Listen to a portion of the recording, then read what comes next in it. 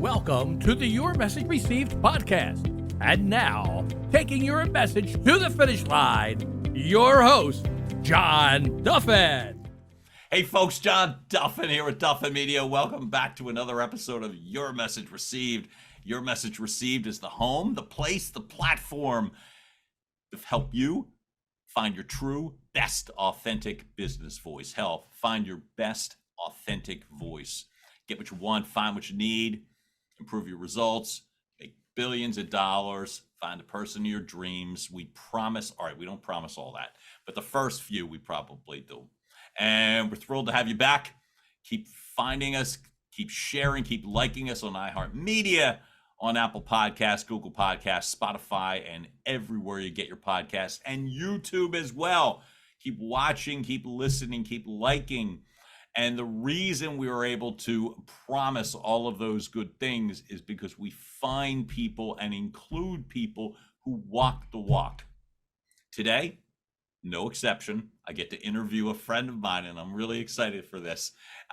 Most excited that I get to call him a friend, but I also love having business conversations, and any conversation with one half of the DiCicco brothers. I'd say probably the better looking half of the DiCicco Brothers real estate team, Emilio DiCicco. Welcome, sir. I'm so glad to be back. I mean, it's been a while. You know, we did a good podcast together before, and then I had a good run with Chad and Axon with the Be Kind show, and we put it on hiatus. And I think that things have definitely been a little bit different. And we have a lot to talk about in this podcast. So I'm happy to have you pick my brain. I'm happy to do that. And by the way, I love the way that you set all that in motion. Chad Naxon, when you're listening to this and watching it, we know that you are. We love you. And it's weird. I don't get to know Emilio if it's not for Chad. So right away, it's the link 7 degrees of Kevin Bacon. We get Emilio DiCicco. One of the things that, as you get older, you start to understand that having meaningful relationships are important. And the ones that don't bring anything to the table or that are toxic, they're the ones that you learn as you go along in life that, if you can put them to bed and just concentrate on the people that are, close to you and meaningful. And look what happens. We met each other. I've met Josh Buchter through, we meet so many good people. And look, we can go down, the line about how many good people that I would have never have met if it wasn't for Chad and then meeting you and so forth and so on. And that's just the progress of life. Exactly. Hey, folks, you probably already know this. And from the last time Emilio and I talked, that Emilio is a major league real estate star and currently has made the move with his brother Anthony and is part of the DiCicco Brothers DiCicco Sells team with Keller Williams in Doylestown. And it's great for all of that. And I'll also add a killer social media. I'm calling you an influencer because you influence me. And so, and does incredible content. So if you're not paying attention to this guy, and the links will all be there, you need to. But I will credit, and that's where I'd start right off the bat, which is it was social media that got me to meet you. I mean, if I'm not watching the show that you created with our friend Chad Naxon, the Be Kind show, if I'm not literally watching that on Facebook, thinking to myself before I'm watching, I should be getting out more. Hell, COVID's had me in the house long enough and I'm just watching Zoom shows. But I watched you guys and I saw the chemistry and I saw the energy and I saw the individuality. When did you start using social media with intent and purpose? So you hit the nail on the head. So remember, we go through the pandemic, right? And we're basically, they call it we're in the lockdown, right? Oh. So life is not as it was before, right? The new norm. So you start to pay attention more to your phone because, again, we're all addicted to our phones. I mean, you can't question that 95% of people can't put their phones down for less than 30 seconds before they pick it back up. I mean, that's just where we're at. So I started to watch what these people were doing. Like, they were entertaining. You had people that were DJing live for free. You had people that were going out there and, posting funny content or making videos and doing dances, you know, because even the people that were in the medical field that were constantly doing these 24-hour shifts to help save lives and stuff. So I kind of hit this at the right time to where it was acceptable for somebody like me to come out and start doing some content. And that I also had the road was paved by being at Remax Elite with the Bograd team, because they had a bunch of different personalities there that weren't scared at the time to express their social media content. So I kind of had the road paved for me, and I started doing it, and I had to make a decision, because believe me, when you watch the videos, even in the beginning, even now to this day, like I want to delete every one of them, because I'm self-conscious. I don't know. Everybody gets this idea that, like, I'm this I don't give a shit about anything type of person, and I have a ton of self-confidence or whatever. But we all have our own doubts about ourselves, right? And so what happens is that you start to make content and you start to receive positive feedback about it. And the more positive feedback about it, and the more that people are saying, hey, I love your videos, or they run into you and say, you don't know me, but I love this, or I love that. You kind of understand that this content is resonating with people, not just in the industry, not just with friends and family, but complete strangers. It's crazy when you think that it's like I grew up in Northeast Philadelphia, which is something me and Emilio have in common. And Father Judge guy, I'm a Holy Ghost prep guy, but that's because I'm elite. You're smarter. I lived on Asheville Street, so that made me, But I would have gone to Father Judge if it was not for that. I lived literally right in the neighborhood. So if you know from anyone, you're saying from strangers and social media, folks, I know, and I'm grateful to say that I have a bunch of people that listen and watch this that aren't from Philadelphia.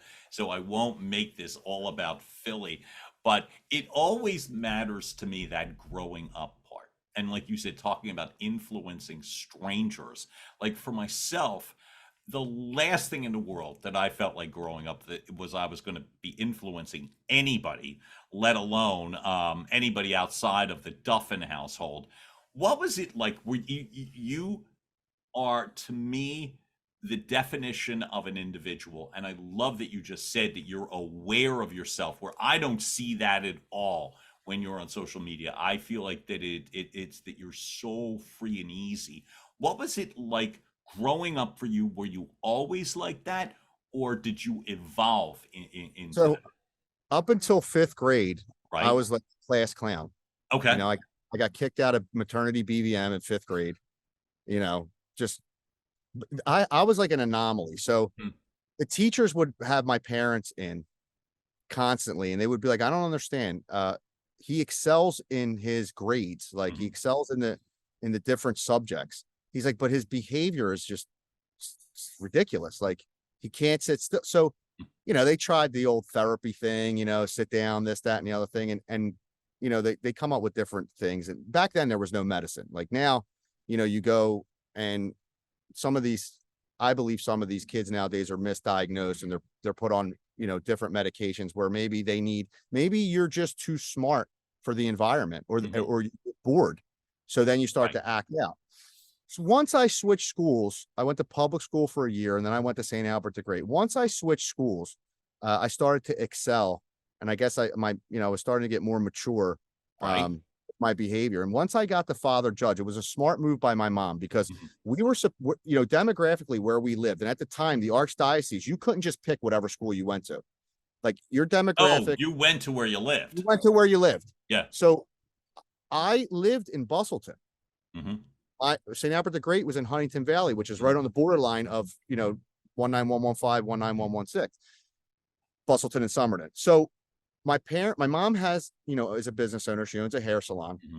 My dad has the DiCicco Auto Sales on Frankfurt Avenue.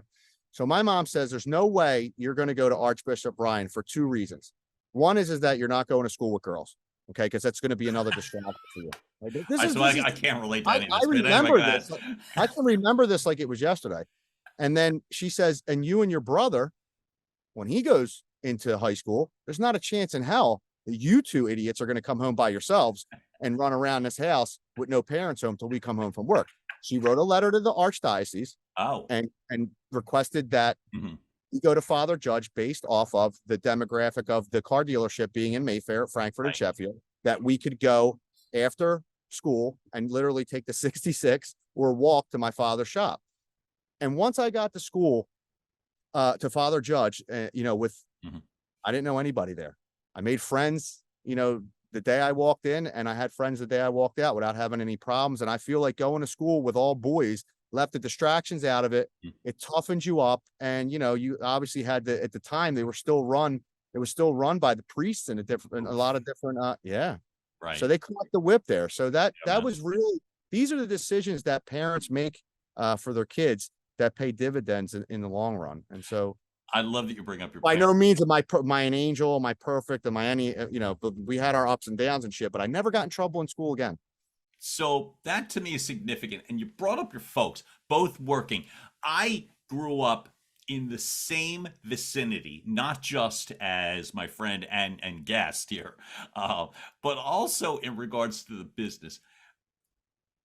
Emilio's and Anthony, who just was on my podcast as well too, their dad is somebody who was legendary. And in Northeast Philadelphia, the car dealership was literally blocks from my house growing up. And one of the first things that drew me to you, Emilio, one of the very first things that drew me was when you were talking about your dad on a social media program. You were talking about your dad and the way that he was revered and the way that he did things. Talk to me about your dad's influence in regards to you. So we had a special relationship because I was able to work with my father for a long time, every single day. And we spent a lot of time together. Wow. More time than most people spend with their parents because, you know, their parents might have other jobs and they have other jobs, and then they see each other on the holiday. And we lived, you know, a couple blocks away from each other so my dad was a very fair guy. And I know we touched on this, you know, in other programs. I like to repeat this. And I want to reiterate. So some of the things that, like where I'm at today and how I got there, and both my parents, not just my dad, my mom also, they were fair people. And what that means is that if there was ever an issue, and you know how kids go back, even young adults go back to their parents and they say, you know, John did this, you know, I'm going to use you as the example, and John did that, he did this. My parents would always let you know, listen, you're not, you know, a cream, you know, cupcake over here. Like you're not innocent over here. Like we know how you are. I want to know the other side of the story, which usually parents always side with the kids. You know, don't worry about it. You don't need him, and he's this and he's that or whatever. Right. And give you a different perspective to make you rethink your anger and rethink what's going on and understand, is this worth the aggravation, and how good of a person John may be? Let it go, work it out. Let's sit down or without. And that gives you, that's where I'm at today. Yeah. And that even in real estate, I love when you give me the props and you say he's successful and he's this and he's that. And look, you are.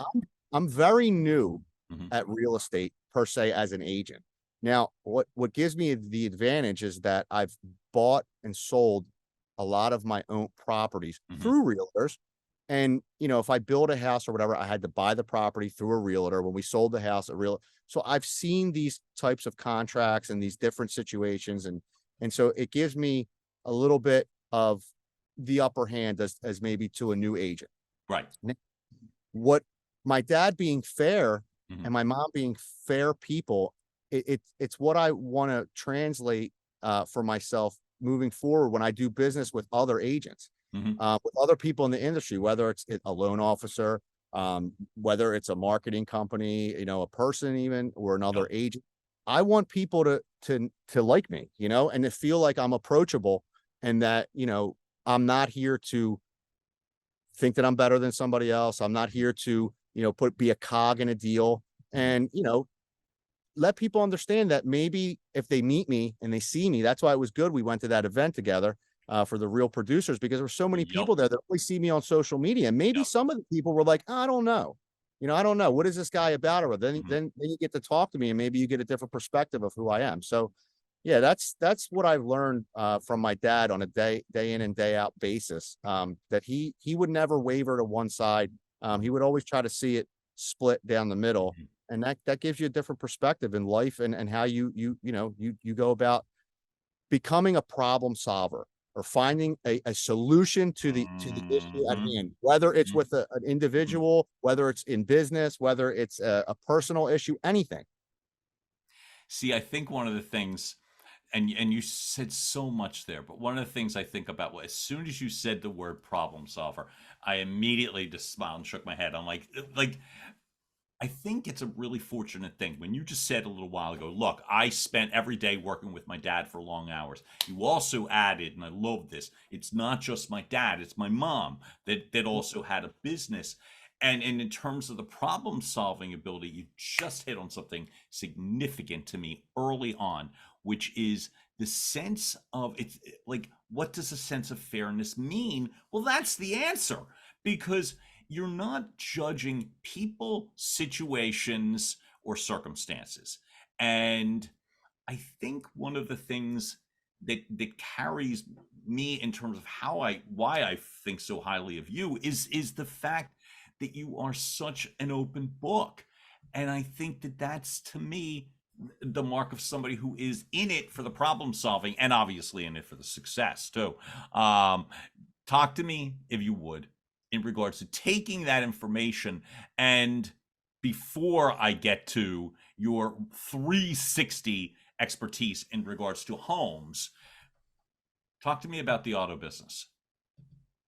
So It's a soft spot for me because I grew up and I literally saw the place 100 times. look, Um, we made and this will probably you'll get a better understanding about yeah, why I do social media content that I right. do and why sometimes it has nothing to do with real estate whatsoever. Hmm. Zero. Um, we made a lot of relationships, a lot of great relationships through the auto. And remember, we were brought into the business because my dad built the business and paved the road along with his two brothers that were his partners Got it. for a long time. And Mhm. at some point, they didn't want to be involved in the business, and my father bought them out. But this is a whole family, affair. And you make your way in a neighborhood, right? And Mhm. you got to understand Mayfair is an older neighborhood, right? It's been around a long time. Yeah, It's an Irish-based neighborhood, and here mhm. we are, the Italians in the neighborhood. Gotcha. So, you got to think in 1980, my dad's making his way, and Hmm. he's earning the trust of the neighborhood. And there was no, radio stations to advertise on at the time. There was no Oh, God, cars.com. no. There was no, computer systems. This is No. word of mouth Hmm. referral business. This is 101. This is Hmm. word of mouth 101. So when we come into the business, we have to find a way to keep it moving and keep up with the times, but Right. also keep those relationships and start new relationships with Mhm. people with the people that dealt with my dad, maybe their kids. You understand? Oh, I And then do. And I'm old enough that I was in that dealership. I don't know if it was your dad or one of your uncles. It certainly wasn't you because I'm older than you. And I was there when I was in my 20s. So it would have made you quite young. Um, so, but it's interesting. Yeah. I mean, I know what you mean. so I mean, and then from there, the car business is a tough business, right? Used cars. I mean, it's not like Right. we own a new car store. So Mhm. you got to remember, uh, you always have that, that stigma over your head. Used car salesman, Yeah. somebody that got screwed from somebody down the road, Hmm. and that's why they're hesitant to buy used. But what people don't understand is that this is a family business, it's been around for, Hmm. decades, generations. You're trying to put the best product, on the lot to sell to an individual, because Hmm. why would you want the headache of them coming, especially when you're right there on the Ave on both corners? Hmm. It's not like you can hide from them. Like today, you buy a car on Facebook Marketplace, and if it's a piece of shit, where are you gonna? If the guy wants to delete his Facebook account, you'll never find him again. Oh, I guess We he were could. right, Right. right there. There's Hmm. no hiding. You open up the door, boom, the DiCicco family's there. So that was the thing to try to stress to Hmm. people as we started to get into bank financing, and we started to buy, a more of an expensive car, and it became, more of a basically a payment, an auto loan for people. Right. you wanted to have the best product, on the app and build the trust with the people. So, but like anything else, everything has an expiration date, Well, sure. the neighborhoods change, the business changes. And that was really tough for me, that transition from my father passing away to us, selling the last building on Frankfurt Avenue. And my brother going into real estate full time. And I'm, walking around talking to myself for 2 years, day trading during COVID.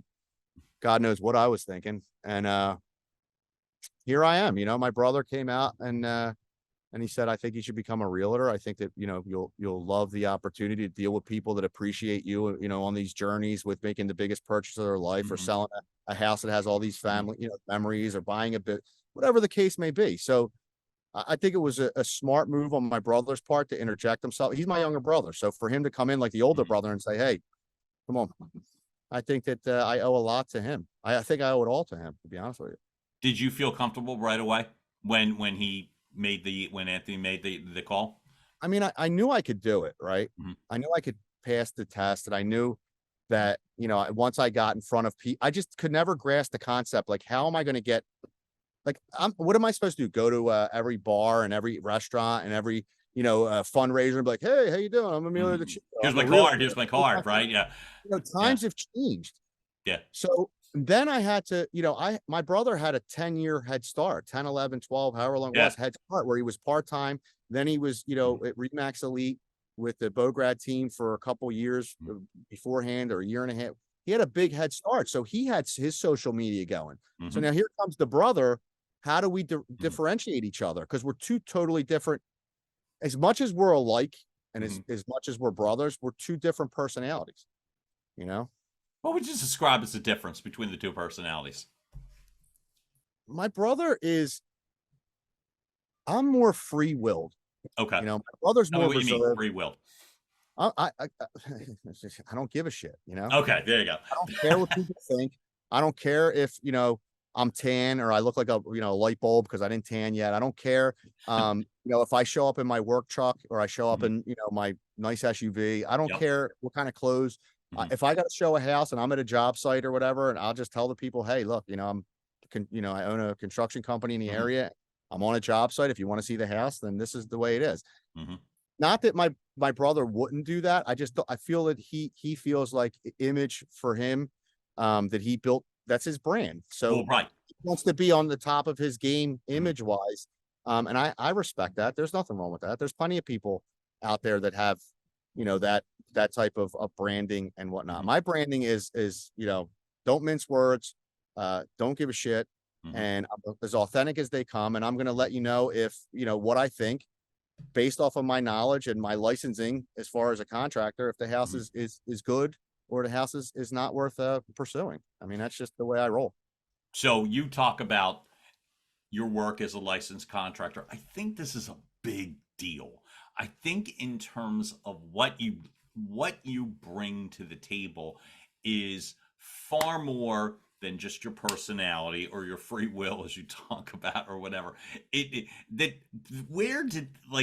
To me, you had the inherent advantage of having a family-run business where your dad, your mom are instilling things. Mind you, my dad never laid a piece of concrete or built a house in his life. Like, my dad was not a stone-mason, the typical Italian, has the background, even maybe their father. Now, my grandfather was handy and good at that, but it wasn't in our bloodline to build houses or do renovation work or do anything like that.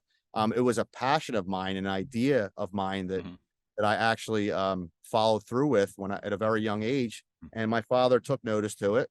And, he was a strong backer of me when I was younger, but it didn't come without any, hard love. Like, hey, you didn't never cut the grass in this house. You don't take the trash out. You can't screw a nail into a wall. Like, when you want to build a house, like what's going on here? That's a hard love. I love that. But I'm gonna say that it's like, I feel as if it's funny. You brought up about like people that we know and what have you.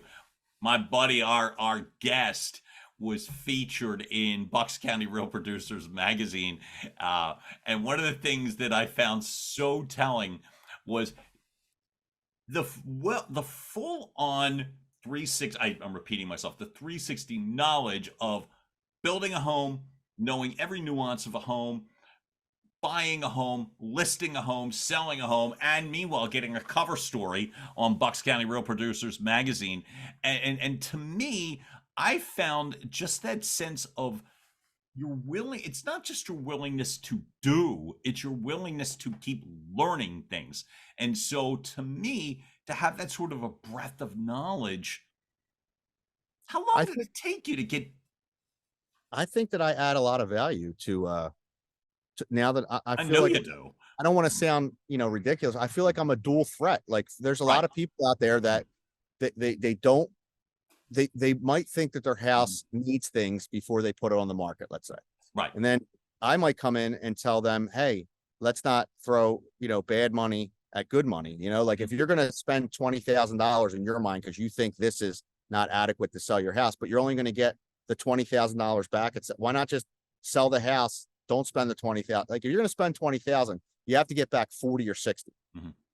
So, and then when a buyer, contacts me to go look at houses, they need to, before they even get a home inspection, if they even have the opportunity to get a home inspection in this market, I try to provide that, to the best of my abilities when I'm in the house, because, I'm pointing out things that they're never going to see, and they might never get the opportunity to see if they want to be in competition with some of these, other offers that are out there. It's sad that that's the market we're in, but we're not in a traditional, conventional market where, people get everything on the contract that you could check, it just doesn't work like that anymore. I mean, in certain cases, in certain demographics, yes, but no. But I when the question is really, when did I start to feel comfortable in my own skin? Yes. To go out there. So I would say right before COVID, or right during COVID, 2020.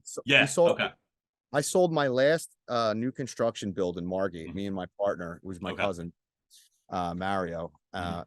We had a top and bottom condo unit, and we sold both of them. And then we got priced out, right? I didn't see this explosion coming in the market. So we had this like tight knit circle with a realtor down there, and we were able to obtain these properties or these older houses and knock them down. And we were on a 10, 11 year run. And then I started to say to myself, well, if I can't create, wealth from building houses, I got to do something else to supplement my income. If you want to, when you own a business, okay, and a small family business or a small business in general, small business owners understand, no matter how much money you're making or not making, or you're trying to build it up, you can only go at the end of the week and take so much money. Right. Like if you say that, I'm going to take 50, 60, 70, $80,000 a year from the company because I have to put money back into the company, I have to pay my employees. If you want to go to the next level and have, passive income or more income coming in, you have to utilize what you have at your fingertips, right? So what I said is that I'll do friends, family, and referrals when it comes to renovation work. Okay. So what I started to do is people would call and say, hey, I know, would you help me out with this? And then I would go do a kitchen for them and help them out. And, I would do all different kinds. I don't want to get too far into how I would help them out. I totally got taking them to suppliers, help them cut their costs down, complete the job, and they loved it. So then they would tell somebody, and then somebody else would tell somebody else. Well, when I became a realtor, the clients took notice that I had this knowledge, and I mentioned that I'm a real estate, and I own a real estate agent, I'm a construction developer, whatever you want to call it. Yeah. And they would call me and say, hey, we bought this house, but now we're thinking we want a deck. We want to finish the basement. We want stamped concrete. We want a new bathroom. And I would go in there and I would facilitate these projects. And it's been not only keeping the relationship, so not just going to settlement, goodbye, thank you, enjoy your house. I'll call you if I ever need a realtor. I'm spending a couple months at a time in each of these clients' homes that I actually sold them. And for me, the relationship I feel is cemented now. I feel like that they'll be a strong proponent of Emilio DiCicco if somebody mentions even the word I want to buy or sell a house, or I want a bathroom, a kitchen, or whatnot. So I've taken full advantage of this opportunity, and I've so far it's been good. But you also have to believe in yourself, John. I mean, you have to have confidence, man. You had Lance Bachman on. You had him on your list, right? Just on, as a matter of fact, literally just on. I mean, you look at a guy like Lance, and you see that he believes in what he's doing. And when he goes to these other companies, he looks at that company and he says, man, you guys did one hell of a job here, right? You guys are kick ass. I'll tell you what, I'm going to take you to the next level, right? You want to listen to me? You want to talk? And he sees the value in there because he believes in the company. They believed in themselves. And now he had to believe in himself to get to where he's at. He wasn't handed a trust fund. He wasn't handed a silver spoon in his mouth, correct? Nope. So you just named, so the last 3 episodes, Lance Bachman, Anthony DiCicco, Emilio DiCicco, there's a thread that's there, which is, yeah, I could go into neighborhoods and but really where I want to go is more of the sense of expertise. I think, to me, confidence comes from expertise. Now, there's a lot of psychological stuff that you can add to that, and I know that. But for myself, the easiest way for me to be confident is to know what I'm talking about. And the easiest way to know what I'm talking about is to do the work. So for you personally, you brought up a couple, like I said, your brother, and we'll obviously keep connecting the dots there. But with Lance too, it's knowing the numbers, knowing the metrics, knowing the detail. That's what gives you confidence. And to me, it's doing the work, which is what you do. And that, to me, is where basic confidence comes from. Listen, I tell people all the time, even my brother will say, you're nuts. What are you doing, working or tiling a floor or doing whatever? I don't have to do this stuff, but it keeps me mentally sharp. I have the physical ability to still do it, right? And you're learning on the job. Plus, you're showing the employees, right, that you are like, you're a team. You're with them. You're on this job, you're on this mission with them, and they see the owner, boss, the manager, they're right down and getting down and dirty with them. And they have you build a respect and a rapport with these people instead of just coming in and barking orders. How are you ever going to get the most out of anybody, right? That you have 7 guys there and all different people have different personalities. How are you going to get the most out of them just barking orders? I'm the owner, I'm this, I'm that, do this, do that. You're never going to get it. You could have, just like a baseball team or a football team, you could have a $500 million roster. If you have the wrong manager, you won't win a game. Nobody's doing anything. You won't do shit. That's why people are in these positions. That's why they have managers, general managers, owners, CFOs, CEOs, and all the way down. Because some people have that ability to relate to the masses, basically as many employees as they can shuffle at one time under one roof and maximize their abilities and get the job done. And that's the ultimate goal. But you need to get the job done, right? It's not about me. It's about the client. I'm in their house. They're writing checks. They want the job done. That was your mantra, and it's not exactly correct. But when you were at Remax and part of a big time team before you created your own big time team, the fact is that was the mantra: we get shit done. If I'm phrasing it correctly, you did. And to me, you're describing something in regards to individuality. How can you express your individuality? It's to me the reminder that there used to be, whether it was a neighborhood thing, whether it was a career thing or career path thing, there was often this weird misconception that I don't do that. If I want to be perceived as successful, well, I have to look and sound and be a certain way. I was often critiqued because I didn't sound polished enough. I didn't sound more like a professional in terms of my broadcast ad sales career. And so it was weird because it was all a perception thing. When I got right and when things worked for me in that field was when I let that nonsense go and was able to feel comfortable to be myself, which is what I see in you to a T. So right away, I would want to go back to the sense you've got to create. You want to go outside of friends and family and referrals as you now scale a real estate business. Correct. And you created a social media persona, which is 100% you, which is 100% authentic, and literally weaved in several different aspects of your personality. when you first started to do the TikTok reels, Facebook, whatever, what was your thought or intention in regards to creating those videos? So again, we're going to go back to what you grew up in Mayfair, correct? Yeah, Right. in Northeast Philadelphia, very blue collar section. If So you don't know it, folks, from where we are, and Northeast Philadelphia, I say it so many times. Yeah. Northeast Philadelphia, Frankfurt, Yep. Ronhurst, Sure. Buckleton, Somerton, West Philly. So I don't give a shit where you are in Philadelphia. Yep. I don't care if you think you live in Huntington Valley or you think you live in Bucks County, anywhere in Bucks County. Your mentality and our hardcore exterior, right? Is Philly, right?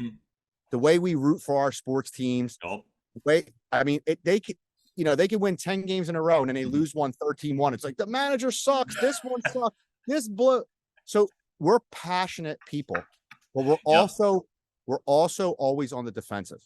Okay. So what I was thinking is that if I go about, I don't want to get stung by a bee. We're doing. I was gonna say. I was wondering who was. We're doing the Memorial Day outside. I was gonna say, listen, this is our summertime edition. So I'm thinking to myself, okay, so I'm gonna do these videos, right? And I'm gonna when I hit on a subject, right? Whether it's food, and it's always going to be positive when it comes to food. I don't find any value whatsoever in going to social media and downing a small business because you had a unsatisfactory meal that day or whatever. So it's always going to be one of my favorite things that I love to eat, and that's steaks. And if I get stung by a bee and I don't have an EpiPen, it was nice knowing you all. Folks, I apologize in advance. We carry no legal responsibility, by the way, and I want to make certain that that's noted for the medical well-being of our guests. But anyway, do your best. Now I'm thinking Bustleton Avenue, the Boulevard, Byberry Road, this all resonates and hits in a certain, everybody's had that experience, right? Or everybody might be sitting in that experience, or they had one the day before. And so I figured I would go this route because I think that me as a person and anybody that knows me, they're going to appreciate me putting a smile on their face because they relate to a certain, social media content that I put out for a certain situation. And that it's somewhere along the line, they might say to themselves, I'm going to call Emilio up because I know he's going to answer the phone, or I know he's accessible, or he's funny as shit, or you got to, or if they're not buying or selling or doing anything, they might say you gotta call my friend Emilio. You gotta talk to him because I feel like I'm guilty of this. My wife when we wanted to sell our house in Bustleton, my wife wanted to live in Huntington Valley for whatever reason so bad, right near St. Albert the Great. So it was I know the area and I get it. My son goes to St. Albert still, even though we live in Holland. My wife works at Gloria Day. So, and every house I looked at was completely original from 1957. Right. And my wife would say, oh, but this is what you do. We could do this. I said, listen, hon, I'm not coming home and having my guys running through my house. I'm not stopping in Home Depot. I'm not doing shit. I said, when I do this stuff, I do it to make a living. Okay. So I could provide for my family. I don't want to come home to this disaster. So I wasn't even a realtor then. I was lying to her and telling her we were putting offers in and shit. And we weren't getting. So I said, you need to broaden. None of this is recorded. You need to broaden your horizons. Let's look out into Bucks County. But it's too far. Yeah. It's this, it's that. And I'm losing track of where we were going with this. No, that's okay. But literally, it was simply a case of identifying yourself on social media and the persona. So now I was again, my wife would be like, yeah, I talked to this realtor, and I'd be like, who's this? Get out of here. I'm Emilio DiCicco. I know everybody. I know a realtor. I know this person. I know that person. Don't get me involved. So I'm going to these showings with already this, you know what I mean? Waiting for me to get back in a car and say, why did you get me involved with this person? Get out of here. I'm on the defensive. Well, if I ran into a guy like me, who right away was like, look at this house, got this crack over here. You can't buy this thing's so good, blah, blah, blah. I'd be like, wow, you're all right, buddy. You're talking my language. And then the guy opens up and talks, well, my wife's driving me nuts, or my husband's driving me nuts. Now you see how we're coming into cracking the code of the Philadelphia, Philadelphia mentality. Yeah. That's why I do the social media that I do, hoping that it generates business and hoping that maybe I put a smile on somebody's face. Maybe somebody's having a shitty day. We all have them. Right? Listen, you said a couple things there, but I'm going to say this. You not only crack the perception of neighborhood or region or Philadelphia or whatever. To me, felt like realtors, before I became one, you know what I mean? Realtors looked and acted a certain way. And it often was because I know some, it was almost like a stiff sort of, not personality. I'm still not comfortable telling people I'm a realtor. And it's funny, and this is what I wanted to kind of get at, which is you have the ability. We're all about me as a person. I gravitate to you as a friend because you're so individual. And in terms of John, let's be honest. Let's be honest. I know we're doing this podcast, right? Yeah. I told you this. We built this friendship. It's totally organic, this friendship. Yep. We don't do business together. We don't do, not that we wouldn't, or not that we couldn't. And not yet. All we do is just talk about life. We laugh. We're there for each other when we almost know each other too well. Like, when something's up with me, I know when something's up with you. 100%. There's nothing here that has an ulterior motive whatsoever. No, and that's the beauty of these relationships. And as I go along, the more meaningful relationships, the more I value the people around me, and I start to understand what life's all about. I'm not chasing a dollar, John. I'm not running around chasing a dollar. Money comes and money goes. You understand? You know what your biggest commodity is in life? It's not your money. It's your time. It's your time. Do you understand? Yeah. At some point, we're going to run out of time. Yep. And you're going to chase this dollar your whole life. I understand we need it. I understand we got to make it. I understand we got mortgage payments and we got kids going to school. I understand that. But take a little bit of time to get to know people, to get this, to get into people's like circles, to be there for them. Because the reward that comes back to you is something you never knew was there, and you can't put a price on it. You can't do it. Did you ever get a pushback? Did you ever get, that's a terrible choice of words. Did you ever get pushback for the types of videos that you did? Oh, you're a realtor. You should do X. You should sound or look or be. I'm not gonna lie to you. It's been well received. It's been beautiful, I think. And I tell you what, the couple times that I might have posted something, it was just like, I don't know. You told me to take it down. Oh, what did you do? But that's a friend thing. 3 videos it was, right? Right. Actually, Joe Bograd called me one time, and he was like, dude, he's like, listen, that was funny as shit. Right. He's like, that was really funny. He's like, but he's like, I think you might want to take that down. No problem. He didn't do it like, oh, I'm your boss, I'm this. And take blah, that blah, blah, blah, blah, like a friend. Yeah. You know, he said, look, it was good, it was funny, but that's for like when we're out having drinks. You did it. Chad did it to me. It was 3 videos. Yep. Look, I don't know what people think, and I don't know, what other. I know that I have some close friends in the industry, and I'm building relationships as we go. Me, right? Exactly. So I don't know what people think, but I would imagine by looking at most of the comments or all of the comments, because I try to respond to all of them for 2 reasons. One is to be, courteous and polite, and the other is to beat Facebook's algorithm. I've never seen anything negative on there to where I would never respond and get into that type of quarrel on Facebook, but I know my followers, friends, family, and anybody who supports me, they would be the one to do it, because that's what happens. Even on the sports pages, if somebody goes after one person, it's the rest of the group that goes after them, not the post. I've done that. Oh my God, I've done that countless times, where I've jumped down some stranger's throat. Here's why I was driving at, which is I think it's also really gutsy of you to be fearless, in the sense that it's being an individual. Like, it took me years to get comfortable with the idea of who the hell I was. Years. I'm glad you're doing it younger, and I'm not looking for a pat on the back for me. You don't think it took me years? Yeah, well, that's what I'm trying to get at. Like it's the evolution of that, to me, that's so important. I'm a better version of what I was when I was 36 years old. I'm a better. So why do you think that is? Because in my mind, I've matured to understand, like we were I just hit it 5 minutes ago about what I think life, when you get to a certain age, right? Yeah. And you start to, you're living for different things, right? Mm-hmm. You're blessed to still have your mother around, Mm-hmm. right? Yeah. You're blessed to be with your brother still, Mm-hmm. right? You're blessed to have a positive and loving marriage that produced, I have a beautiful 10-year-old boy, Emilio. Yeah, you're a dad. You know what I mean? Right. So it's not about Emilio anymore. Mm-hmm. I spent my whole life of being about Emilio. Right. You know what I'm saying?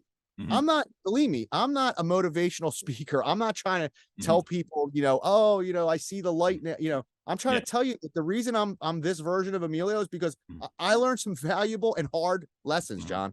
I've dug graves for myself and beds, and I've lied in them. I've done this. Like, I know what I've done. I'm okay to talk about it. Even I'm okay to explain. I don't hide from shit. No, I'm free. That's a big deal.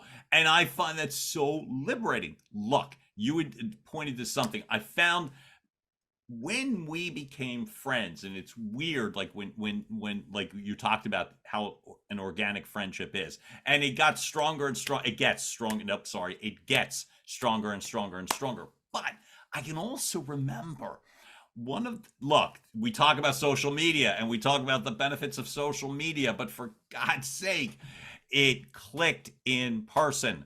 It clicked in person. I'm literally looking at you one day at famous 4th Street Deli in another section of Philadelphia. And it's like I'm literally looking at you and we're talking. And here's what you do. And I think one of the reasons I'm so drawn to you is you're really authentic and you encourage other people to be. And I knew that within a second that it was like, okay, I'm in a safe space here. I want people to be not only successful, I want people to be comfortable. I want people to understand that it's okay to be whatever shape, size, nationality, color, doesn't matter. Just be you, man. And guess what? Like, if people don't love you for who you are, John, we have a family-friendly podcast, but I want to say it. You know what to do. They got to go F themselves, That's what it is. Right. Understand? Because there's so many, if you look around you, there are people that care about you and there are people that love who you are. So we're trying to change yourself. And we've talked about this, trying to change yourself to fit in with a group. It's never a successful formula or it's not a good recipe. It's a recipe for disaster. You're living a lie. You're living a lie. And I feel like that translates personal to business, back to personal, and all of that.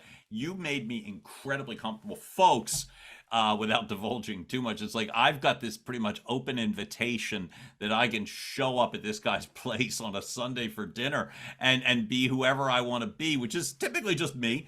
But the fact is that helps me. I feel like one of the strongest gifts that you have is not that I could be some mooch showing up for Sunday dinner, but it's more the ability that I grow as a person, as a professional, because you open me up to the sense that I could be full and true and right. And that's one of the things that I see in terms of how you are able to navigate the way that you promote yourself, the way that you have excelled, the appreciation of all of those things.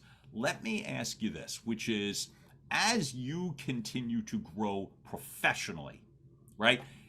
You've now formed with your brother, and this is new news, the DiCicco Brothers literally forms a partnership, a business, a team with Keller Williams in Bucks County and Doylestown. What do you see in terms of how you're going to navigate this? Because this is a new domain for you.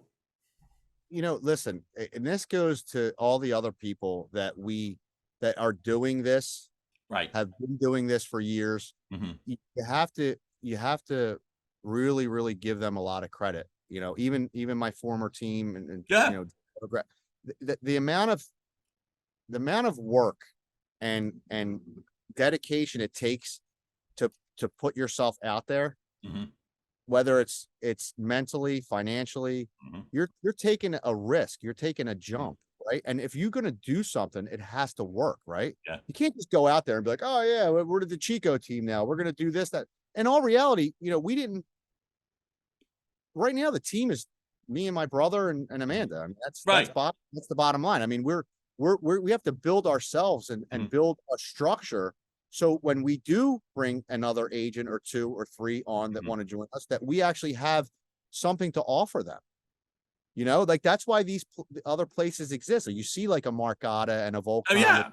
100 agents and like everybody's like, you just open up the door and Opus Elite's there. Well, let me tell you something, buddy. Do you know how much work is involved in this? And this is what we understand because we were business owners, right? But we still have a lot of things and kinks and to iron out, but it's a big step. It's time to grow.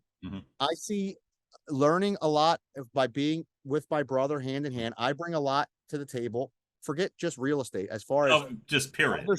Understanding business. He brings a lot to the table. And I think that it'll be a success as long as, God willing, that we don't have any catastrophic issues in the industry per se, as far as the markets go. There's things in this business that are out of our control. Right. So look, man, we thought about it and thought about it and thought about it and thought about it. And then it's like, man, we're comfortable here and it's good here. And, we have a home here, and do we do this? Do we not do this? And then, look, everything has an expiration date, right? You said that exactly. When things expire, you take that and say to yourself, well, we had a good run, and we appreciate everything that we were a part of with the Bograd team or whatever. But now, you're on your own. Now it's like, what are you going to do? So this was the best. Was the best idea that we could come up with, was to not be separate as agents in one thing, to be the DiCicco team and have the brothers back together again. So I'm looking. I mean, like I said, I put my head to something and I concentrate on things, and my brother does, and we have proven results. I mean, that's what it is. So, in terms of a couple things, like when I was talking to your brother, when we were interviewing, which, by the way, it's funny. It's another case where I don't know your brother except for social media, and then from that everything connects, and then I get to meet him, and it's like, this is another beautiful thing where I wouldn't, we grew up in the same neighborhood, so to speak.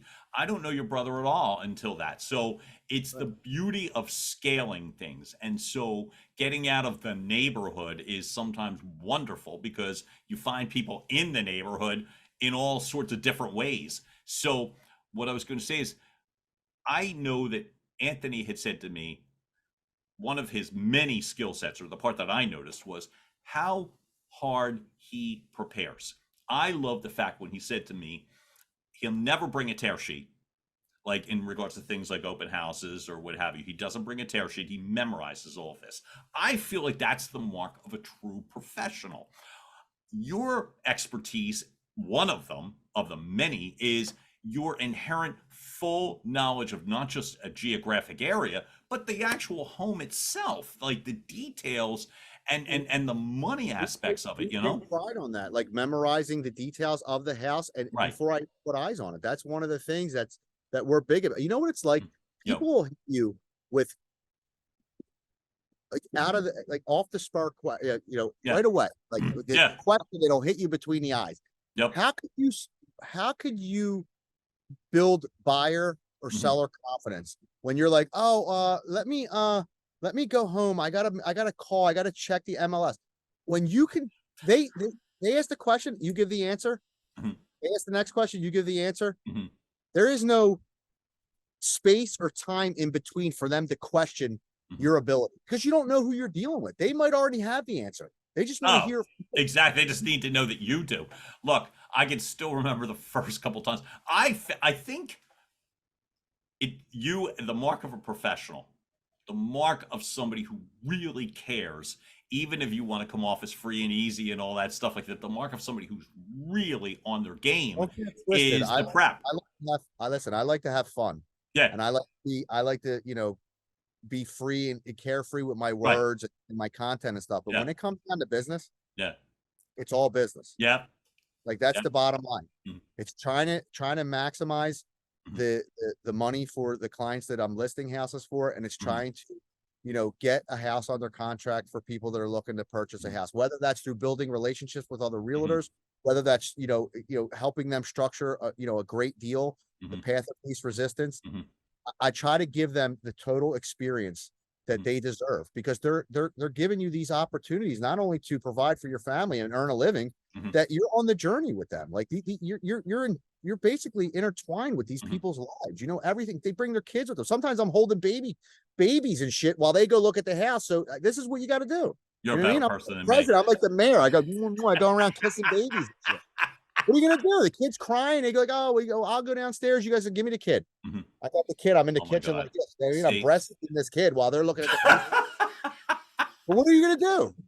But you're responsible. One of the things I've noticed is this, which is these are huge decisions. Not just are you going to form a team with your brother, and are you going to go to X firm to Y firm? The huge decisions are the other people that are entrusting you with. This is the biggest thing I've ever done in my life, and this has huge long-term ramifications. And already I'm at a point where I'm going to hand off my kid. Here you go. To me, this is a major step. Like you don't realize what's going on till you leave a structure like we were at, where somebody is at the head of the structure and they are handling the credit cards out and the event. You just show up to the event like, this was great. John, thanks. Awesome. Because they set it up. They have the knowledge. They have a structure that's able to provide these things for you to go to or invite people to or whatever. So now it's like, all right, you want to make this decision and you guys want to do it on your own, then you're out in the, me and my brother are in the pasture right now. You know what I mean? So we have a lot of structure, John, and a lot of support at Keller Williams. And there was not only just Keller Williams, there was a lot of different brokerages involved with bringing us in and offering us different offers to help us build the team. It wasn't just that particular Keller Williams. There was another Keller Williams office involved. It was a hard decision because you're looking at these people and you're like, you want to be with them and you want to join them, but it's like, well, what's going to be the best fit for us and for our families? That's not an easy decision to make. Oh my God, it can't be. And what I'm going to say is, but you made the decision. You found this home. What would you like your team to be? What would you like it like what would be the traits? What would be the things that you've learned or no, I'll say that better. Sorry. It's not just what you've learned. It's more, what do you need? What are you seeking that will make your team better? Because we certainly don't need everybody to be just like you and your brother, right? Or do you? So we are never going to put a itinerary down for somebody to be like Emilio DiCicco and Anthony DiCicco. Right. What we would want them to do is to understand, because there's people that go around and even that watch me when I'm hot and I'm selling a lot of real estate. Right. People are saying, like, how the hell is he getting, what his brother giving leads, or that's what everybody's surmising these other, because I went through when we had the car dealership, like, oh, your dad gave you the business, your dad. So there's a system that we, have put together to generate business. And my brother, started with it, and I've taken it to a certain capacity, and I've, I'm following in his footsteps with lead generation and referrals and different things. Right. What I would like to do, even for myself, there's no way in the world that I could sit here and say I'm all out of tips to learn from. There's so much more to learn. There's so much room to grow. Yep. So I want everybody to take advantage of the actual structure of the actual company and what the tools that they provide. Learn real estate, learn the business inside and out. When you're out there, that you understand what it takes to earn the trust of your client, and then take our free advice, or come with us on the weekends or to showings, or sit down and watch us, or we'll help you write a deal. We'll be a backbone to you, but never change who you are. Now, if I see something that I don't like and I'm on a showing with somebody and I say, hey, come here, I'm going to give them constructive criticism. You know what I mean? Because I don't want it to be the wild, wild west either. Right. I need, for myself, I even need some structure, and I feel like this is, look, this is going to give us the best opportunity to do that. You know, look, I do these podcasts, you know, number one, because I love them. I do like the spotlight, so I can talk and have people get to know me better. Yeah. But at the end of the day, I'm going to tell you this. I don't do this because I want people to watch this to say, I want to use Emilio DiCicco and I don't want to, you know, don't use this. I'm not here to make myself here and everybody else below me. I'm here so people can get to know me, get to understand what I'm about, so they don't get a false sense of who I am through maybe misunderstanding some of my content or thinking that I'm unapproachable or maybe I'm a little cocky. It's never going to happen. I'm not like that. That's why I do this shit. I feel like that's what's critical. By the way, that's a very hot looking shirt you're wearing too, by the way. There you go. My booby show. That's a serious money shot. But the fact of the matter is, look, you're a smart, obviously you're a smart man. And the fact that you're smart about a brand, you're smart about your social content, you're smart about being you and encouraging others to be true. Yes. It's really, you talked about like the organic friendship and how we just inherently know, you and I. Well, a big part of it is that freedom that I could take a risk and think, would it be cool to call Emilio? Well, of course it would. There's the open door aspect to your personality. I love that I'm saying it because none of this takes away from your business acumen. When you said we're all business, none of it does. It enhances it. Your individuality enhances it. Your freewheeling personality enhances it. Your ability to know top to bottom every aspect of a home enhances your expertise, which is why to me, it's if somebody is looking in terms of joining a team, like, let me ask, I mean, look, people are listening to this, watching this. Are you actively looking for team members right now? Or is it more a case where you want to build the infrastructure first and then you'll do? You can't, coming from a guy that builds houses, you cannot put a house up without a foundation. Great. It'll fall down. Great. It'll fall down. You can't just go out there and say, I'm gonna take over the world. The DiCicco team. We're gonna do this, and this, and they don't have the foundation in place, and then it's just gonna crumble from within. Yep. And there's no rush. There's no rush and there's no competition. Like nobody is in competition. We didn't go from one office to another office to try to outdo. That's not our mentality. Right. We're not in it for that. We're in it to have and we're picking the brains of the successful people along the way that'll give us the opportunity to have my mentality that, look, I'm there to help you. Yep. Look, what is a person that has knowledge? Okay. Whether it's within the trades, whether it's within the kitchen, whether it is with money, if they can't take that knowledge and give it to somebody else to watch them grow within their world, right? What's the purpose of having it? If you had $100 million, right, and you're hoarding it to yourself, and you're not helping anybody or giving people the story, or you have contractors or subs or electricians or whatever, and you don't want to give them to the next guy who wants to, do something that what are we doing here? But see, not everybody's like that. That's why it's important that it's said. But it's not rocket science. It's not.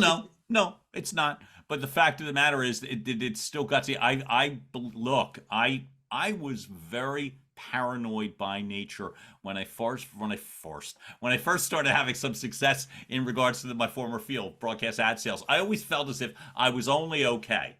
And if I gave away too much, then someone would pass me and then I'd be, out the door. It took time, experience. It took me getting knocked back a lot, personally, to realize that there's way more important things to worry about than that. And I think that's where my guts came from. Well, if you have a little bit of brains, right? If somebody doesn't want to help you or point you in the right direction, right? Eventually, if you're smart enough, you're going to figure it out, or find somebody else is going to point you in the right direction. Exactly. There's no way to hide any of the things that are available to the masses that we're all using, whether it is in any business. Talk about the phone, for God's sake. It's like you can't put your phone down for 5 seconds. I've helped. Listen, I have turned people onto things, whether it's been in real estate, lead sources, Zillow, whatever. And I've done it in the construction world. And they've gone and they've trumped me and gone above me in sales or builds or whatever. And I'm not even like, you're like, great. I'm christening their kids. They love me. I'm like, yo, thank you for you. If it wasn't for you, you know what I mean?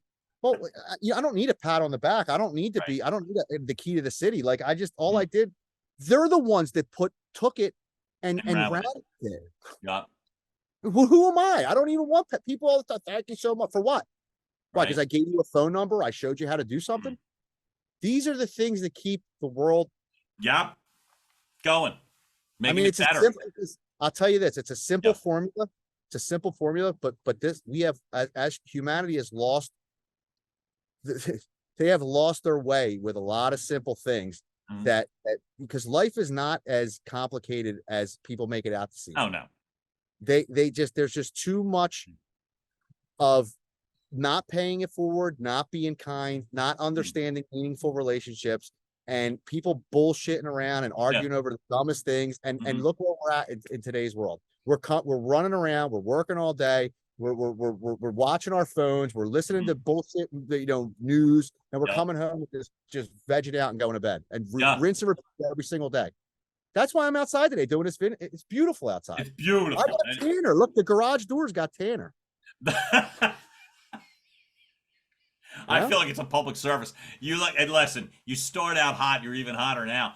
The fact of the matter, my hair falling down? No, it's perfect. It's perfect. It's a perfect point in the center. It's a perfect point, as I said, and I think 37 good pats to the head should have that worked out nice. See, it's the ease of knowing that you're doing the right thing. That's why it's so important to have you in a conversation. It's that sense and ease and making complicated things easy and simpler. That's, to me, the only person that's complicating things ever for me is me. Yeah. It's me. I'm the one. If anything else, it's just the old saying, I could give great advice, but I can't take my own. Right. Nobody's perfect. We're never going to be perfect. We don't know what tomorrow brings. Forget about the past. I tell people all the time, you're not getting it back. And don't even talk about the future because you're not there yet. You got today, and then tomorrow, if you're lucky to wake up, you got tomorrow. It's one step at a time, man. One step at a time. Listen, you're a team in business. You're a team at home. What would you like to connect? Like, what do you see in terms of you've got a 10-year-old boy? What would you like for him to be able to? I don't mean do for a living. I mean, how does he be his own authentic best? I want my son to have my parents let me be who I. This all starts when you're younger. Like at some point, my parents understand. Okay, this is the way he works, right? So they let you be who you are instead of molding them into what they want you to be.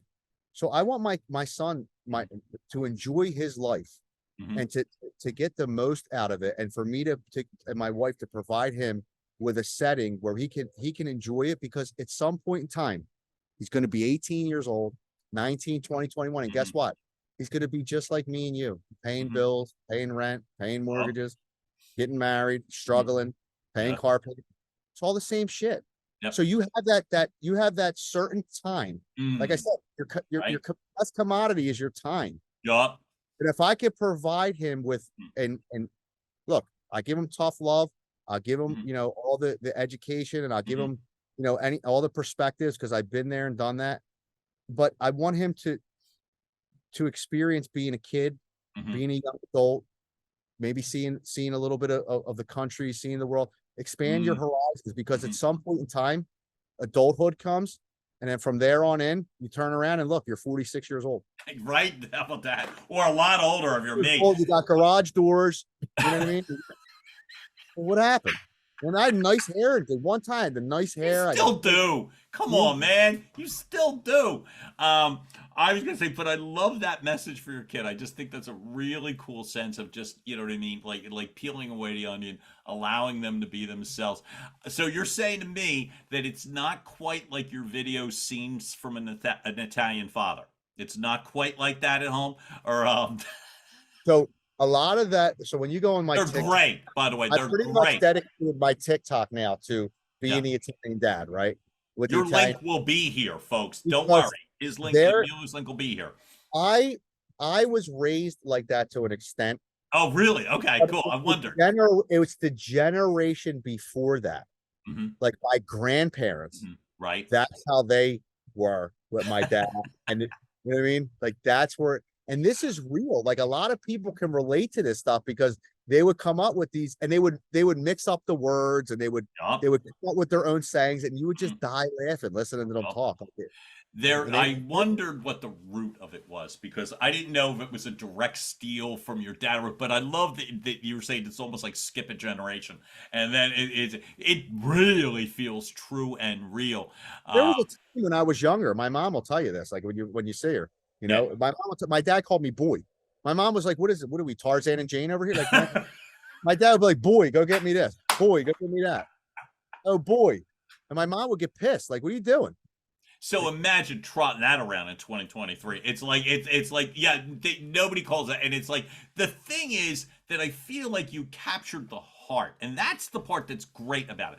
Is not the caricatures, that there's a heart to what you do, and I really believe that's, to me, the inherent mark of what makes your voice so strong is the heart that's in all of that stuff. You know, crazy. Like you know, it's weird because the Italian heritage sells, right? So like a lot of people love Italian food. They love they love mob movies. They love all that, you know. Nobody was talking about how much they love Irish food. So you know what I mean? It's like what I'm saying is though, but if you go down the line of cultures, because this country is just made from all immigrants, you know. I mean, basically unless you're American Indian, I mean, it's all immigrants, right? It's It doesn't matter if you're Italian. Like there's a Polish family watching that somewhere. Oh my God, my mom will talk about the fact that Irish people an Arab family. Those are the ones getting all beat up. You know what I mean? There's an Arab family somewhere. There's an Asian. You know that hits on any, and you can, as you scroll through TikTok, you can see people that mimic their heritage.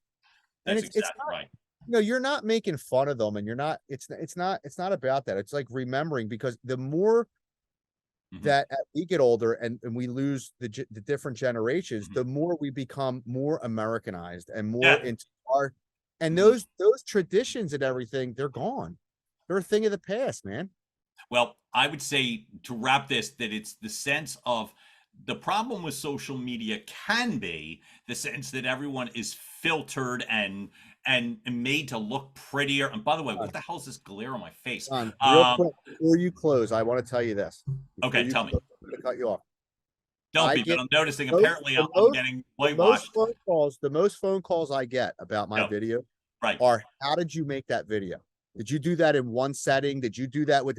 I literally turn the phone on in the car. I'm like, bloop, bloop, make the video. And I don't, sometimes I spit, sometimes I stutter, sometimes the boogie's hanging at him. I don't give a shit.